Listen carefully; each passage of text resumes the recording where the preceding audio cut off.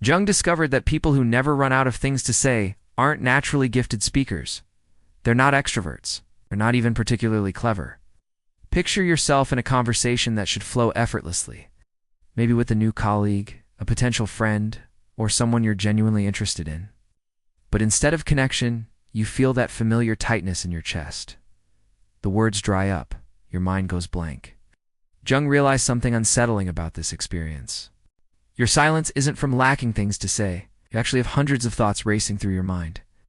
But there's a psychological filter system operating beneath your awareness, rejecting authentic thoughts before they reach your lips. I'll reveal Jung's discovery about what he called the collective conversation, and why your social anxiety is actually a sign of unexpressed psychological depth. Here's what makes this unsettling. Most people believe conversation flows naturally for persons, while others are just destined to struggle socially. But Jung found something darker operating beneath the surface. Every time you think that's too random or they won't care about that, you're strengthening psychological defense mechanisms designed to protect you from perceived rejection, Jung wrote. The meeting of two personalities is like the contact of two chemical substances. If there is any reaction, both are transformed. But here's what he didn't say publicly. Most people never allow this transformation because they're too busy performing social safety instead of risking authentic contact. The real truth lives beneath what Jung called persona conversations. Interactions where you're so focused on maintaining your social mask that you've disconnected from the vast reservoir of authentic thoughts your psyche naturally generates. What Jung found was that exceptional conversationalists weren't performing better, they were filtering less. The unconscious conversation stream, what I call the unconscious conversation stream, was Jung's breakthrough insight into why some people seem to effortlessly navigate social interaction, while others freeze up despite being intelligent and thoughtful. Jung observed, your vision becomes clear only when you look into your heart. Who looks outside dreams.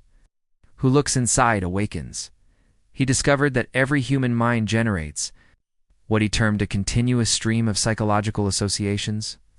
Countless thoughts, observations, memories, and insights that arise spontaneously in response to social interaction. I'll meet Sarah. A year-old software engineer who came to therapy convinced she was boring because she constantly ran out of things to say at work events. During our sessions, she demonstrated remarkable insight, humor, and curiosity, but in social situations, her mind would go blank. Jung would recognize this immediately. Sarah wasn't lacking conversational material. She was unconsciously filtering out % of her authentic thoughts before they reached conscious expression. Here's what Jung understood that most people miss. The problem isn't an empty mind, but an overactive psychological filter. Sarah's psyche was generating dozens of potential responses to every comment.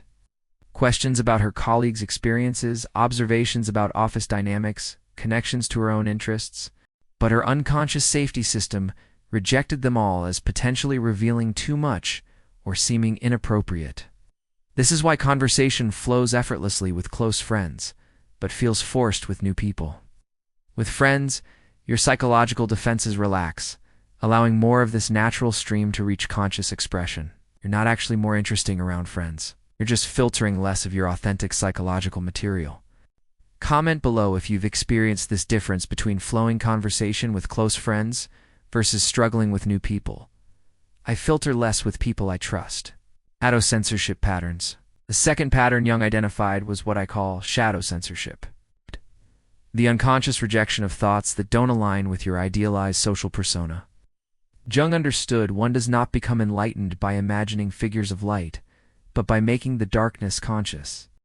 In conversation, this darkness includes all the authentic thoughts you've learned to suppress, because they might reveal aspects of yourself you've deemed socially unacceptable. Let me show you how to spot this in action. Watch how you respond internally when someone mentions a topic you have strong feelings about. Let's say they mention workplace stress. Your shadow might generate thoughts like, I actually hate my job too. Management has no idea what they're doing. Or, I've thought about quitting. But your persona immediately senses these as too negative or unprofessional. Meet David, a year-old marketing professional who described feeling like he had nothing interesting to contribute during client dinners. When we explored his internal experience, David revealed that his mind was actually extremely active during these conversations. He noticed micro-expressions, questioned business strategies, and had strong opinions about industry trends. But his psychological conditioning from childhood, where expressing contrary opinions led to criticism, had trained him to suppress anything that might create conflict. Jung's analysis reveals 3 levels of shadow censorship operating simultaneously. Surface censorship, rejecting thoughts that seem inappropriate for the current context. Identity censorship, suppressing thoughts that contradict your professional or social persona. Existential censorship, avoiding thoughts that reveal deeper fears, desires, or philosophical positions. The people who never run out of things to say haven't developed better social skills. They've developed better access to their own authentic psychological material by integrating rather than rejecting their shadow aspects. Why filtering systems develop? Why do these psychological filtering systems develop in the first place? Jung's analytical psychology reveals the systematic reasons behind conversational anxiety that most social skills training completely misses. Jung discovered that what he called persona development, the creation of our social mask, begins in early childhood as a survival mechanism. Children learn to suppress authentic expression when it leads to criticism, withdrawal of affection, or social rejection. This creates what Jung termed psychological splitting, where parts of your authentic self become unconscious to protect social acceptance. The filtering system operates through 3 interconnected psychological processes. Jung identified projection anxiety. You unconsciously assume others will judge your authentic thoughts the way your early caregivers did, creating anticipatory rejection before you even speak. Shadow displacement. Instead of expressing authentic thoughts, you search for safe comments that maintain social approval, but disconnect you from your genuine psychological material. Persona rigidity. Over time, your social mask becomes so habituated that you lose conscious access to the authentic thoughts and feelings that would generate natural conversation. This is why traditional social skills advice often fails. Teaching someone conversation starters or active listening techniques doesn't address the underlying psychological split between authentic self and social persona. You're trying to perform connection while unconsciously protecting against genuine contact. Jung's approach was revolutionary because he understood that social anxiety isn't a skills deficit. It's a sign of psychological authenticity trying to emerge against learned patterns of self-suppression. Comment if you've recognized how childhood experiences might have shaped your conversation patterns. I'm seeing the connection between past conditioning and present filtering. The authentic expression assessment. Jung developed what I call the authentic expression assessment. It's the ultimate tool for understanding your specific psychological barriers to natural conversation and transforming them into strengths. This assessment reveals exactly which aspects of your authentic self you've been unconsciously suppressing and provides a systematic method for reintegrating them into conscious expression. Jung believed this was essential for what he called individuation, becoming who you truly are rather than who you think you should be. Here's the specific methodology Jung would use. Paying attention to the gap between your internal experience and external expression during conversations. When someone shares something, notice what spontaneous thoughts, feelings, or associations arise in your mind before your conscious filter engages. Let me show you this with 3 different response types to the same statement. Someone says, "I'm thinking about changing careers because I'm not fulfilled at work." The persona response, heavily filtered. That's interesting. Have you thought about what you'd want to do instead? The shadow responds, authentic but unprocessed. Yeah, work sucks. I hate my job too. Most people are just stuck in meaningless careers. The integrated response, authentic and conscious. That feeling of unfulfillment is so real. I've noticed it in myself too. There is something about spending most of our waking hours doing work that doesn't connect to our deeper values. What is it about your current role that feels most disconnected from who you are? Jung identified 3 types of conversational integration based on how consciously people access their authentic psychological material. Type 1, the unconscious suppressor. Heavily filtered, safe responses that maintain social approval, but create distance and superficiality. Type 2, the reactive expressor. Unfiltered, authentic responses that can overwhelm others because they haven't been consciously processed. Type 3, the conscious integrator. Authentic responses that have been filtered through self-awareness rather than social fear, creating genuine connection without overwhelming others. If you've started recognizing which type you typically operate from, you're developing the psychological self-awareness that Jung considered essential for authentic human connection. The ethical implementation. Before I show you how to apply Jung's insights practically, there's an important ethical warning. Knowledge of psychological patterns gives you influence in social situations. Jung wrote, "Where love rules, there is no will to power. And where power predominates, love is lacking." The goal isn't to become more socially powerful, but to become more authentically connected. This means using your understanding of psychological patterns to create genuine relationships rather than to manipulate or impress others. Here are the specific contexts where Jung's approach transforms social interaction. In professional settings, instead of performing competence, share authentic expertise and genuine curiosity. When someone mentions a challenge in your area of knowledge, offer insights from actual experience rather than generic advice.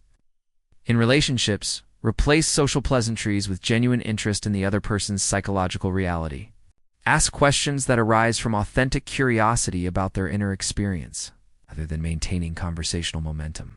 Model authentic expression by sharing age-appropriate, genuine thoughts and feelings rather than maintaining a perfect parental facade that teaches children to suppress authenticity. Here's your personal exercise for the next week. Practice what Jung called conscious authenticity in low-stakes conversations. Before responding to someone, pause and ask yourself, what is my authentic response to what they've shared? Then find a way to express some version of that authentic response rather than defaulting to your habitual social filter. The key insight Jung emphasized is that this work is primarily about your relationship with yourself, not about changing others. When you become more authentic in your expression, you give others permission to be more authentic too, but you can't control their response. This is the two-way mirror effect Jung discovered. As you become more comfortable with your own authentic psychological material, you become more capable of receiving others' authenticity without judgment or discomfort. Comment if you're willing to practice conscious authenticity in your conversations this week. I commit to expressing my authentic responses. The shadow of social influence. Jung understood that any knowledge of psychological patterns carries shadow potential. The risk of using insights about human nature for manipulation rather than connection. I need to address the specific dangers of applying conversational psychology unconsciously. What Jung called the manipulator's shadow emerges when people use psychological insights to gain social advantage rather than create authentic connection. This shadow manifests in three specific patterns. The pseudo-authentic performer using calculated vulnerability and strategic personal sharing to create false intimacy while maintaining emotional distance. The psychological button pusher deliberately triggering other psychological patterns to gain compliance or admiration without regard for their well-being. The conversation collector treating social interactions as opportunities to practice techniques rather than genuine chances for human connection. Here are the warning signs Jung would watch for. Feeling satisfied when you successfully read someone rather than when you genuinely connect. Planning your vulnerabilities strategically rather than sharing authentically in the moment. Judging others based on their psychological patterns rather than meeting them with compassion. Using insights about conversation to avoid your own authentic self-disclosure. The antidote Jung prescribed was radical self-application. Every technique you learn about conversation must first be applied to understanding your own psychological patterns. Every insight about others' social behavior must be examined for what it reveals about your own unconscious social strategies. Remember that everyone you meet is carrying their own psychological wounds, defense mechanisms, and attempts at authentic connection. The person who seems socially confident may be performing just as much as the person who seems anxious. Your role isn't to analyze them, but to show up as authentically as possible and let genuine connection arise naturally. Jung insisted that the highest ethical use of psychological knowledge is creating conditions where others feel safe to be authentic, not becoming more skilled at reading or influencing them. The authenticity mirror effect. Jung discovered something profound about authentic conversation that most people never realize. When you show up authentically in social interaction, you create what I call the authenticity mirror effect. Let me share a personal story that illustrates this principle. Early in my journey with Jung's work, I found myself at a networking event, feeling my usual social anxiety. Instead of trying to impress people or ask strategic questions, I decided to practice authentic presence. When someone asked what I did, instead of my polished professional description, I said, I study why people feel disconnected from each other and try to understand what creates genuine human connection. Something shifted immediately. Instead of the usual surface-level professional exchange, this person began sharing their own struggles with loneliness and their search for meaningful relationships. Other people were drawn into our conversation because they sensed something real happening. Jung understood that authenticity operates at multiple levels simultaneously. The personal mirror. When you express authentic thoughts, you give others permission to access their own authentic thoughts. The emotional mirror. When you share genuine feelings, you create space for others to acknowledge their genuine feelings. The psychological mirror. When you acknowledge your own struggles and growth, you invite others to recognize their own human journey. The existential mirror. When you engage with life's deeper questions, you activate others' capacity for meaningful reflection. Jung wrote, "The most terrifying thing is to accept oneself completely." But he also discovered that when you take steps toward accepting yourself completely, you become a catalyst for others' self-acceptance. This is why people are magnetically drawn to authentic individuals. Not because they're perfect, but because they create space for everyone to be more real. This mirror effect explains why some conversations leave you feeling energized and connected, while others drain you completely. Authentic exchange creates energy because both people are accessing their genuine psychological vitality rather than maintaining protective facades. The authentic conversationalist Jung envisioned a transformed way of being that emerges when someone fully integrates authentic expression into their social identity. This isn't about becoming a better conversationalist, but about becoming someone for whom conversation naturally flows, because you are no longer fighting against your own psychological nature. The integrated, authentic conversationalist embodies specific characteristics. Jung identified spontaneous depth. You naturally move conversations toward meaningful topics because superficial exchange feels psychologically incomplete. Comfortable silence. You can tolerate pauses in conversation without anxiety because you trust that. Authentic responses will arise when they are needed. Emotional honesty. You share feelings and struggles appropriately because you understand that vulnerability creates connection rather than weakness. Curious presence. You ask questions from genuine interest rather than social obligation, making others feel truly seen and valued. Paradoxical confidence.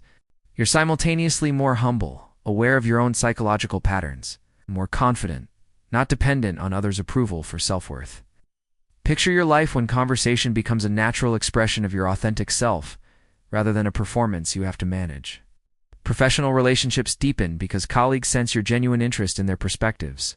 Friendships become more meaningful because you're sharing your actual thoughts and experiences rather than maintaining social masks. Even brief interactions with strangers become opportunities for real human connection. Jung acknowledged this transformation requires genuine courage. You'll face moments when your authenticity makes others uncomfortable. You'll encounter situations where being real creates temporary conflict or rejection. Some relationships built on mutual performance may not survive your increased authenticity. But Jung promised something profound emerges from this process. You develop what he called psychological sovereignty, a sense of self that isn't dependent on others' approval or understanding. From this foundation, conversation becomes an expression of who you are rather than a strategy for getting what you need. The price of this transformation is releasing your attachment to being universally liked or understood. The reward is discovering what genuine human connection feels like, when both people are showing up authentically. The developmental journey. Jung's ultimate goal wasn't just better conversation, but what he called conscious relationship. The ability to connect authentically with others while maintaining your psychological integrity. This develops gradually through predictable stages. The integration process Jung identified unfolds through 5 distinct phases. Stage 1. Recognition. Becoming conscious of your filtering patterns and the gap between your internal experience and external expression. This stage often involves discomfort as you realize how much of yourself you've been suppressing. Stage 2. Experimentation. beginning to express more authentic thoughts in safe relationships and low-stakes situations. You're learning to trust your spontaneous responses while developing discernment about appropriate expression. Stage 3. Integration. Your authentic voice becomes more natural and consistent across different contexts. You no longer feel like you're performing different personalities for different audiences. Stage 4. Refinement. You develop sophisticated ability to express authentic thoughts in ways that create connection rather than conflict. Your authenticity serves relationship rather than just self-expression. Stage 5. Transcendence. Conversation becomes a natural flow of genuine human connection. You no longer thinking about what to say, because authentic responses arise spontaneously from your psychological presence. Jung emphasized that each stage involves productive discomfort. You're literally rewiring neural pathways that were formed to protect you from social rejection. Your psyche will initially resist authenticity because it feels dangerous based on past conditioning. The key insight Jung offered is that this discomfort signals psychological growth rather than social failure. When you feel nervous about expressing an authentic thought, that's often your psyche recognizing an opportunity for greater integration and aliveness. The collective transformation. Jung understood that individual psychological development creates ripple effects that extend far beyond personal benefit. When you become more authentic in conversation, you're contributing to what he called collective consciousness evolution. Here's how this works. Authenticity is psychologically contagious. When someone encounters genuine human presence, it activates their own capacity for authenticity. They leave your interactions slightly more connected to their own psychological reality and more likely to express authentically in their next social encounter. Jung acknowledged that this process faces significant resistance. Our culture often rewards performance over authenticity, cleverness over depth, agreement over honest dialogue. Many people have become so disconnected from their authentic selves that genuine expression feels foreign or threatening. But Jung believed that authentic individuals serve as psychological pioneers, demonstrating possibilities for human connection that inspire others to risk greater authenticity. Each conversation where you show up genuinely creates a small field of permission for others to be more real. This connects to Jung's vision of collective transformation through individual development. As more people integrate authentic expression into their social identity, the overall quality of human conversation and connection improves. We move from a culture of performed social interaction toward one of genuine human exchange. You become part of what Jung saw as an evolutionary process, humanity developing greater capacity for authentic relationship as a species. Your willingness to risk genuine expression in conversation contributes to this larger transformation of human social potential. The choice for authenticity. Remember Jung's insight that started our journey. People who never run out of things to say haven't developed superior social skills. They've developed superior access to their authentic psychological material. You now understand the unconscious conversation stream that your psyche naturally generates, and how psychological filtering systems developed to protect you from perceived rejection, but ultimately disconnect you from your genuine conversational capacity. You are someone who chose to explore the deeper psychological dimensions of human connection rather than settling for surface-level social performance. This positions you among those Jung called the individuating people willing to become authentically themselves in relationship with others. Your next step is implementing conscious authenticity in your daily conversations, starting with the commitment to notice the gap between your internal experience and external expression. From there, gradually practice expressing more of your authentic thoughts while maintaining respect for others' psychological reality. If you want to explore Jung's insights about psychological projection and how we unconsciously assign our internal patterns to others in conversation, check out my video on reading people. What you see says more about you than them. You have everything you need to transform your conversational experience from performance anxiety into authentic human connection. The question isn't whether you're capable of this transformation, it's whether you're willing to risk being genuinely yourself in relationship with others. Comment below. I choose authentic expression over social safety. If you're ready to begin this journey towards psychological authenticity in all your conversations, thanks for watching. See you in the next dimension.